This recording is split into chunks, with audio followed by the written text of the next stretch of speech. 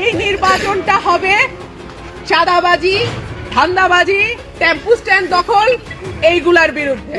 প্রিয় দর্শক, আপনি যদি রাজনীতির সাথে সম্পৃক্ত নাও থাকেন, এই জিনিসটা হয়তো জানার কথা এই মুহূর্তে বাংলাদেশে চাঁদাবাজ বলে কাদেরকে চিহ্নিত করা হয়। তবে আজকের বিষয়টা হচ্ছে রুমিন ফারহানা, যেটা আপনারা প্রথমেই দেখেছেন এবং শুনেছেন। প্রিয় দর্শক, প্রথমেই যে জিনিসটা দিয়ে শুরু করতে চাই, তিনি বলেছেন এবারের নির্বাচনটা হবে চাঁদাবাজ, দখলবাজ, টেম্পু স্ট্যান্ড দখলবাজদের বিরুদ্ধে। এই মুহূর্তে তো বাংলাদেশে আওয়ামী লীগ নাই, আর উনি উনার দল থেকেও মনোনয়ন পাননি। সেই হিসেবে তিনি চাঁদাবাজ, দখলবাজ বলে কাকে অভিহিত করলেন? এই প্রশ্নের উত্তরটা না হয় প্রিয় দর্শক আপনারাই দিবেন। তারপর তিনি উনার নির্বাচনী এলাকার ভোটারদেরকে বলেছেন, আসন্ন নির্বাচনে আপনাদেরকে যদি কেউ কোনো রকম ভয়ভীতি দেখানোর চেষ্টা করে, সঙ্গে সঙ্গে আমার সাথে যোগাযোগ করবেন, আমি আমার পক্ষ থেকে শক্ত অবস্থানে যাব। তারপর তিনি বলেছেন, কেউ যদি ভাবে আমার পাশে দল নাই, তাদের উদ্দেশ্যে তিনি বলেছেন, আমার পাশে সরাইল আশুগঞ্জের মানুষ আছে। তো প্রিয় দর্শক, এই বিষয়টা নিয়ে আপনার কি প্রতিক্রিয়া? দলের সিদ্ধান্তের বিরুদ্ধে গিয়ে বিদ্রোহী প্রার্থী হয়ে রুমিন ফারহানা কি ভুল করেছেন, নাকি তাকে মনোনয়ন না দিয়ে বিএনপি ভুল করেছে?